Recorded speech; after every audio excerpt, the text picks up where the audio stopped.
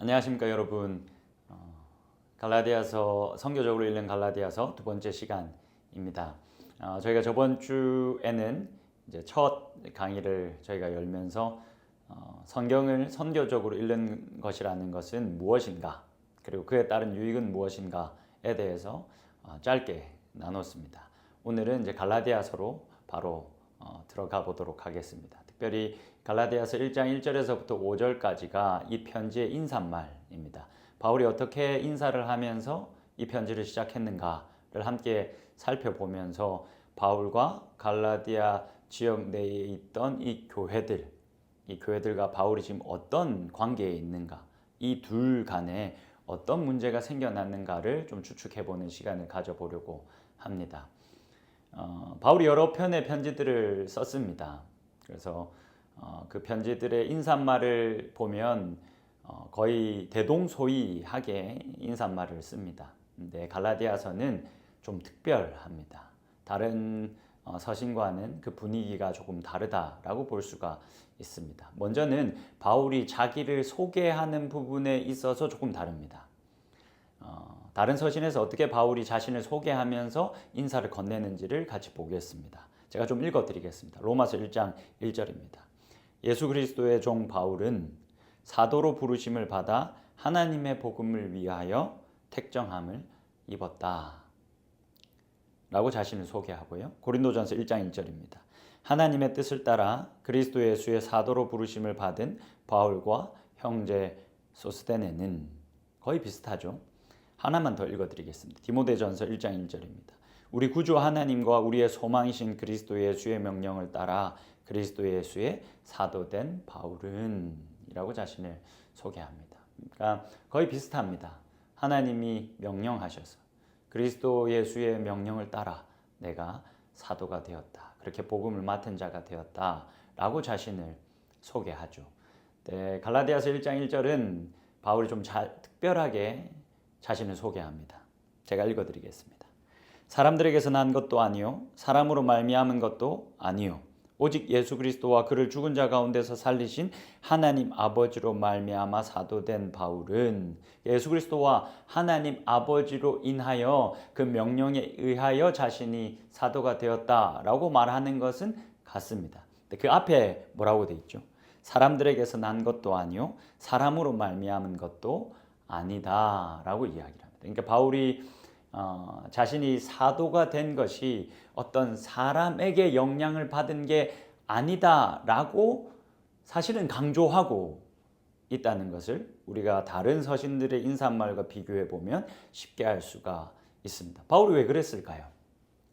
왜 굳이 내가 사도된 것은 사람에 의해서 된 것이 아니다라는 말을 편지 시작함과 동시에 이렇게 던지면서 시작을 했을까요? 여러분 이 질문을 좀 저희가 계속 가지고 갈 필요가 있습니다.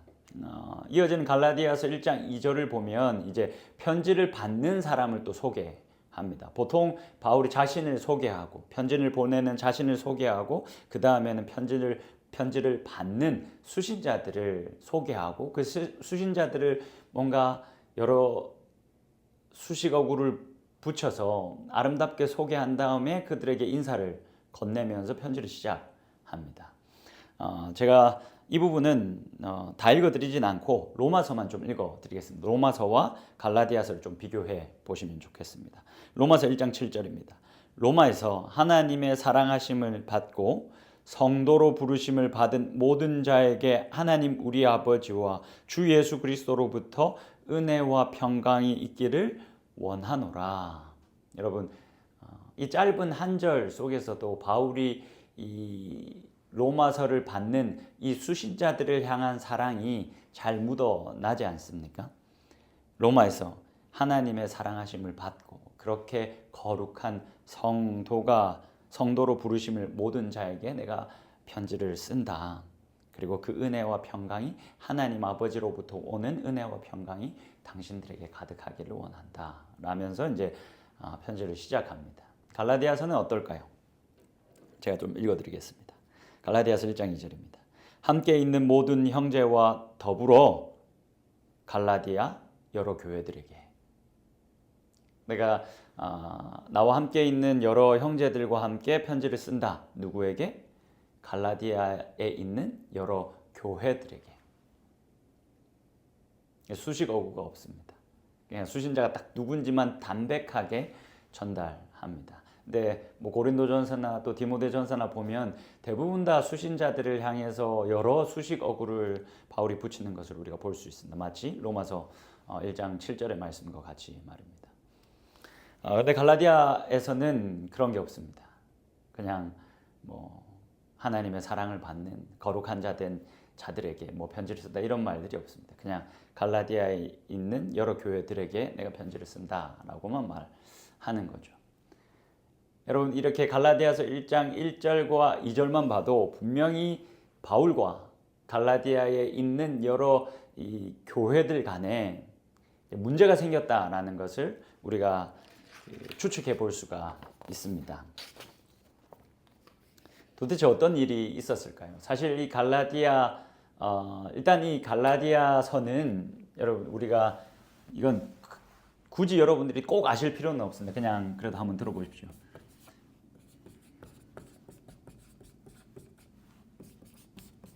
이게 갈라디아서는 북갈라디아설이 있고 남갈라디아설이 있습니다. 이 갈라디아 교회 청중들이 확실히 어디냐라고 이제 누구냐라는 것에 대해서 이제 학자들이 이제 논의하는 부분입니다. 이제 이 북갈라디아는 어떻게 보면 갈라디아 민족을 가리키고 이 남갈라디아는 지역을 가리킨다라고 보셔도 좋습니다. 그러니까 이 갈라디아 지역은 바울이 1차 전도 여행 때 이 갈라디아 지역을 가서 복음을 전하고 교회를 개척합니다. 그래서 저는 이 갈라디아서의 남갈라디아설을 지지하는 편입니다.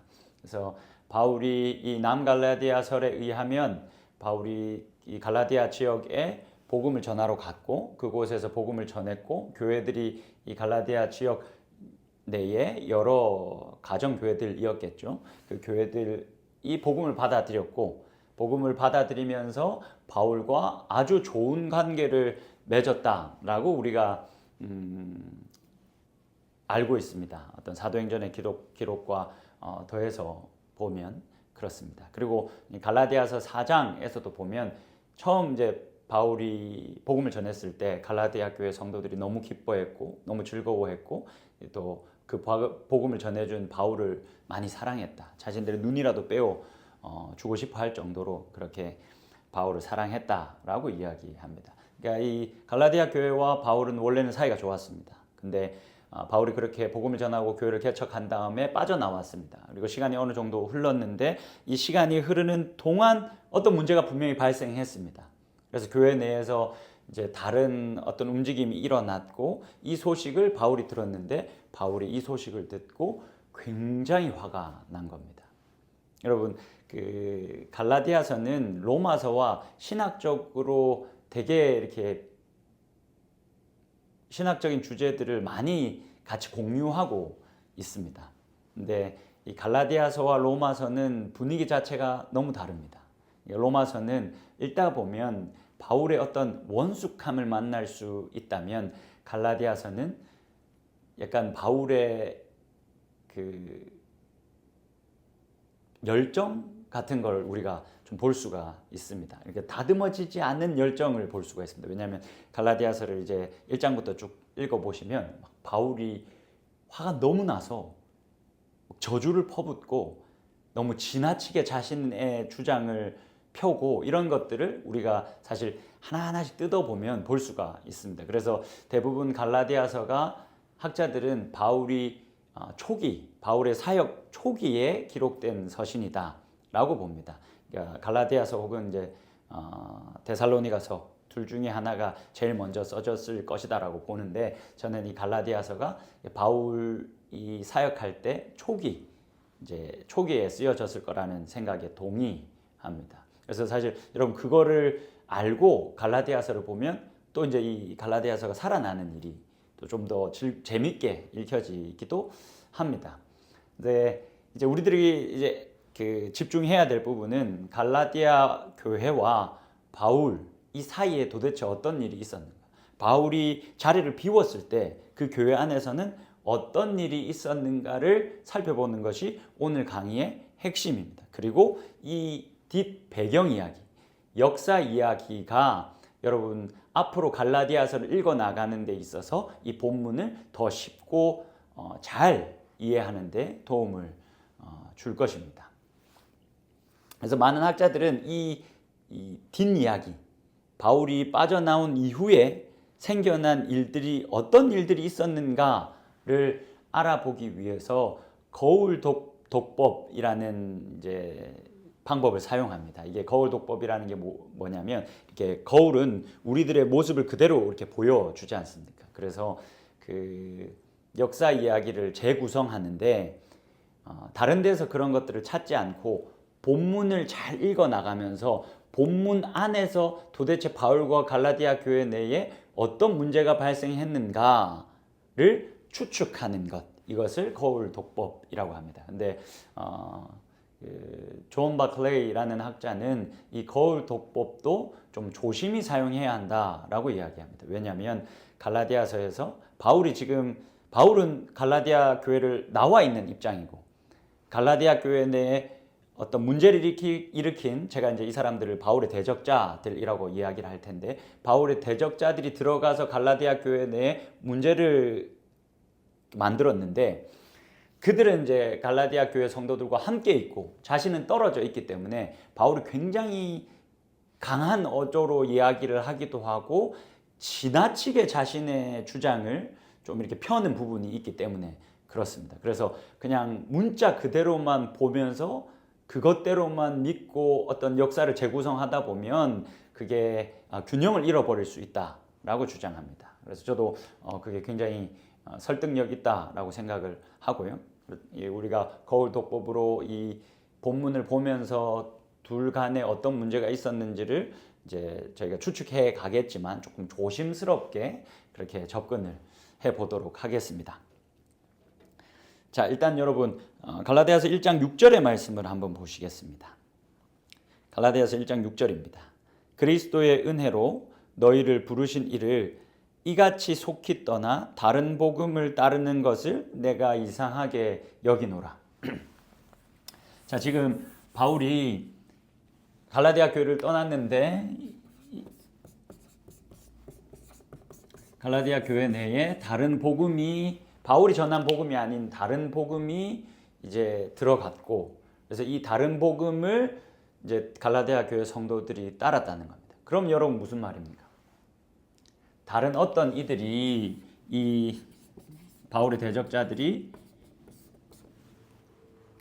갈라디아 교회에 들어갔고 그래서 바울이 전한 복음이 아닌 다른 복음을 갈라디아 교회에 전했고 갈라디아 교회 내에서는 그것 때문에 큰 문제가 발생했다라는 것을 우리가 짐작해 볼 수가 있습니다. 그러면 중요한 것이 이 바울의 대적자들이 도대체 어떻게 다른 복음을 주장하면서 바울이 전한 그 온전한 복음이 밀려나게 했는가가 중요하겠습니다. 자, 그러면 저희가 갈라디아서 1장 11절과 12절을 보면서 이 대적자들이 어떤 주장을 했는지를 우리가 좀 살펴보겠습니다. 딱 두 가지 정도 저희가 본문을 근거해서 추측해 보겠습니다. 11절과 12절입니다. 형제들아, 내가 너희에게 알게 하노니 내가 전한 복음은 사람의 뜻을 따라 된 것이 아니니라.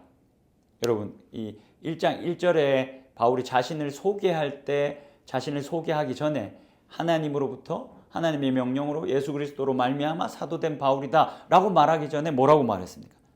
사람들에게서 난 것도 아니고 사람으로 말미암은 것도 아니다 라고 얘기했죠. 지금 이게 비슷한 말을 또 하고 있는 거죠. 12절입니다. 이는 내가 사람에게서 받은 것도 아니요 배운 것도 아니요 오직 예수 그리스도의 계시로 말미암은 것이라 라고 바울이 이야기합니다. 이 말씀을 근거로 저희들은 이 바울의 대적자들이 첫 번째로 바울의 복음은 부족하다. 왜 부족하냐면 바울은 사람, 그러니까 당시 교회의 기둥처럼 여겨졌던 사도들에게서 직접 배운 사람이 아니기 때문에 그렇다. 당시에는 아마 이 갈라디아서가 AD 한 40년경 그쯤 이제 기록이 됐을 텐데 여전히 그 사도들이 교회에 미치는 영향이 컸습니다. 뭐 베드로나 야고보나 요한이나 뭐 이런 사람들이죠. 근데 지금 이 바울의 대적자들은 바울은 이 사도들에게서부터 복음을 배우지 않았다. 그러면서 자기들은 사도로부터 복음을 배운 사람들이다 라고 주장을 했겠죠. 그래서 우리의 복음이 사도로부터 배운 우리의 복음이 훨씬 더 건강한 복음이다. 그러니까 바울의 복음은 버려도 된다. 왜냐하면 그 사람은 사도에게서부터 배우지 못했다 라고 주장을 했던 것으로 보입니다. 그래서 계속 바울이 뭐라고 말하냐면 내가 사도가 된 것은 사람으로 말미암은 것도 아니고 사람에게서 난 것도 아니다 라고 이제 계속 주장하면서 사도가 아닌 자신의 복음은 예수 그리스도로 말미암아 직접 받은 것이다 라는 이제 자신의 복음을 변호하면서 그렇게 주장하고 있습니다. 그래서 이런 바울의 변호를 근거로 아마 바울의 대적자들은 바울이 사도에게서 복음을 배우지 않았기 때문에 그의 복음은 온전치 못하다 라고 이제 주장을 했던 것으로 우리가 좀 추측을 해볼 수가 있습니다. 두 번째는 여러분 갈라디아서 5장의 말씀을 좀 제가 읽어드리겠습니다. 갈라디아서 5장 2절에서부터 4절입니다. 잘 한번 들어보십시오. 보라, 나 바울은 너희에게 말하노니 너희가 만일 할례를 받으면 그리스도께서 너희에게 아무 유익이 없으리라. 지금 바울이 떠난 이 갈라디아 교회 내에 누군가가 들어와서 할례를 행해야 한다라고 주장한 것으로 보입니다. 그래서 너희가 만약 할례를 받으면 지금 이 갈라디아 교회는 대부분 이방인, 이 지역 자체가 이방 지역이니까 이방인 그리스도인들로 주로 구성이 되어져 있습니다.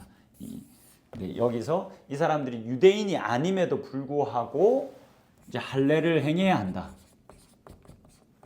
라는 이제 주장을 아마 바울의 대적자들이 한 것 같고, 그래서 바울이 너희들이 만약 할례를 행하면 그리스도께서 너희에게 아무 유익이 없다. 예수 그리스도가 너희들을 위해서 죽은 것이 무의미해진다 라고 이야기를 하는 거죠.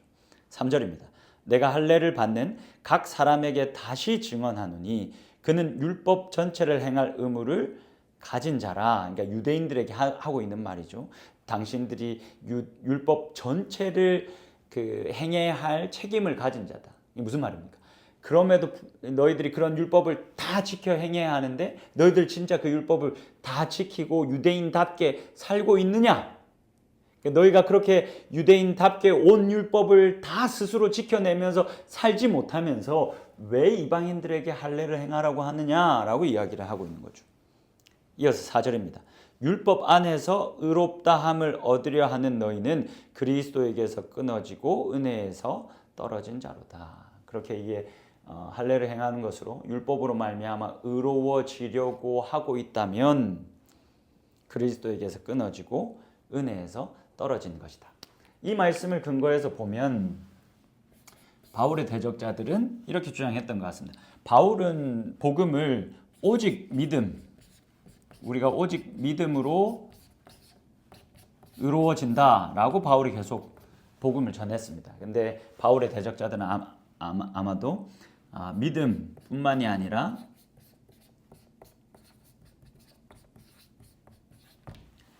믿음도 좋은데, 그러니까 이 바울의 대적자들도 믿음을 인정했습니다. 하나님께서 우리를 의롭게 하신다라는 걸 인정했습니다. 근데 그뿐만이 아니라 너희들이 그에 더해서 율법까지 지켜야 너희들이 1등 신자가 된다라고 주장을 했습니다. 그러다 보니 이제 이 갈라디아 교회 성도들이 이러한 바울의 대적자들의 주장에 넘어가서 이 다른 복음, 사실 믿음과 율법을 더해서 우리가 1등 신자가 되고 그렇게 하나님께 인정을 받고 사랑을 받는다라는 다른 복음에 너무나 빨리 넘어가 버린 겁니다. 이 중요한 것은 바울이 이제 1장에서 말하고 있는 것처럼 내가 진짜 이해하지 못하겠다. 어떻게 이렇게 빨리 다른 복음으로 너희들이 넘어갈 수 있느냐? 라고 이야기한다는 것입니다. 그러면 우리가 생각을 해봐야 됩니다.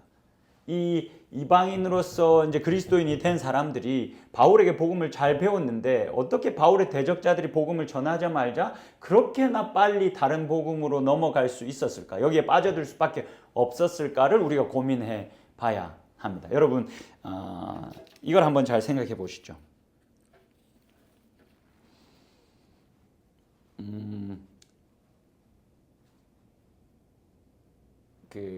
어떤 아내가 있다라고 생각해 보시겠습니다.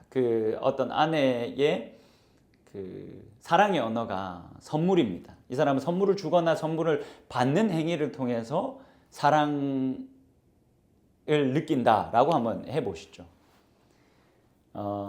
이런 어떤 아내에게는 남편이 아무리 사랑한다라고 말해도, 아무리 어떤 집안일을 도와줘도 다른 것으로는 남편이 자신을 사랑한다라는 것을 알 수가 없겠죠. 근데 어느 날 남편이 그것을 알고 아주 비싼 가방 하나를 이제 이 아내에게 줬다라고 생각해 보십시오. 그 선물을 받은 아내, 이게 사실 굉장히 많은 아내들이 물질적인 선물에 약한 게 사실이죠. 뭐 남자도 마찬가지입니다. 제가 뭐 여자들만 그렇다라고 얘기하는 건 아닙니다. 어쨌든 우리가 모두 그러니까요. 이렇게 아주 비싼 가방을 선물을 받았다라고 해보십시오. 어떻습니까? 그때야 비로소 안도감을 느낍니다. 이 남자가 나를 사랑하는구나. 왜 안도감을 느낍니까? 내 눈에 보이고 손에 만져지는 비싼 가방, 이 선물이 있기 때문에 그렇습니다. 그래서 그걸로 자신이 사랑받고 있음을 확인하는 거죠. 그래서 눈에 보이고 이 손으로 만져지는 것, 이게 우리 인간들에게는 아주 큽니다. 그래서 이 고린도후서 5장 7절에 가면 바울이 우리가 믿음으로 행하고 보는 것으로 행하지 않는다라고 말합니다. 그러니까 우리는 믿음으로 살지 보이는 것을 쫓아 사는 존재가 되면 안 된다라고 말하는 거죠. 그러니까 보이는 것을 쫓아 살면 안 된다라고 말하는 이유는 무엇이겠습니까? 우리 인간들에게 그렇게 보이는 것, 만져지는 것, 이게 힘이 굉장히 크기 때문에 그렇습니다. 여러분 보십시오. 이 바울의 대적자들이 믿음도 좋지만 율법도 함께 지켜야 너희들이 1등 신자가 된다라고 주장을 했습니다. 근데 바울의 복음을 들었을 때 오직 그 하나님께서 우리를 의롭게 하셨다라는 것을 우리가 철저히 믿는 것, 그것으로 우리는 의로워진다라고 주장했을 때 이들은 아마 불안했을 겁니다. 믿음이라는 것이 본디 눈에 보이거나 손에 만져지는 게 아니기 때문에 그렇습니다. 근데 율법은 어떻습니까? 눈에 보이고 손에 만져집니다. 그래서 이 바울의 대적자들의 다른 복음을 쫓으면서 이들이 율법을 행하면서 스스로 받은 구원을 계속 확인하고 싶었던 것 같습니다. 그게 인간의 본능이기 때문에 그렇습니다. 그래서 바울이 정말 놀랄 정도로 빨리 다른 복음으로 빠져들었다 라고 이야기를 하는 거죠. 여러분, 이거 제가 이 하나의 글을 좀 가져와 봤는데 이걸 좀 읽어드리겠습니다. 팀 켈러 목사님이 다음과 같은 이야기를 자신의 책에서 했습니다. 일부 교회에서는 암묵적으로 혹은 명시적으로 그리스도께 대한 항복과 더불어 올바른 믿음과 행동을 통해 구원받는다고 가르칩니다. 믿음과 그리고 더해서 그의 합당한 행동을 통해서 구원받는다고 가르칩니다. 사람들은 우리가 하나님에 대한 강한 믿음과 신뢰, 사랑, 그리고 그분께 헌신된 삶을 통해 구원받는다고 생각합니다. 따라서 그들은 그리스도가 자신에게 머물게 하기 위해 먼저 높은 수준의 영적 슬픔, 갈망, 사랑을 스스로 만들어내야 한다고 느낍니다. 그런 다음 구원의 상태, 자신이 구원받았음을 유지하기 위해서 어떻게든 이와 같은 행동을 계속해야 한다고 생각합니다. 여러분, 지금 이 21세기를 살아가고 있는 우리들에게도 믿음뿐만이 아니라 율법으로 우리가 구원을 받는다라는 다른 복음이 우리들에게 아주 가까이 있습니다. 우리가 정말 하나님이 우리를 의롭게 하셨다. 우리가 오직 믿음, 예수 그리스도의 신실하심과 그 신실하심에 기대어 또 불러 일으켜진 우리의 믿음으로만 의롭게 되어진다라고 주장하는 바울의 이 주장의 의미가 무엇인지를 잘 모르면 우리가 이와 같은 복음을 따르게 됩니다. 그래서 믿음뿐만이 아니라 그의 올바른 그에 합당한 행동. 물론 여러분 이 올바른 행동이 너무너무 필요합니다. 근데 이 올바른 행동이 어떻게 우리들 안에서 나오게 되느냐가 정말 어떻게 보면 참 아주 미세하게 다른데 이게 너무너무 중요한 부분입니다. 그러니까 우리의 행위가 잘못됐다라고 바울은 이야기하지 않습니다. 근데 그 행위를 하는 순서는 너무너무 중요하다라고 바울이 이야기합니다. 혹 우리가 지금 신앙생활을 하고 있는데 여러분들 우리는 그렇지 않은가를 저희가 함께 이 갈라디아서를 나누면서 돌아볼 수 있기를 원합니다. 정말 나는 그 하나님의 크신 사랑을 내가 느끼고 누리면서 그에 이끌려서 그에 대한 반응으로 의로운 행위들을 하고 있는가? 아니면 뭔가 내가 받은 이 구원을 잃어버리지 않기 위해서 하나님으로부터 더 많이 사랑을 받기 위해서 믿음뿐만이 아니라 나의 어떠한 공로를 계속 쌓아 나가고 있지는 않는가를 우리가 계속 갈라디아서를 함께 묵상하면서 살펴볼 수 있기를 바랍니다. 오늘은 여기까지 하고 저희는 또 다음 주에 만나도록 하겠습니다. 감사합니다.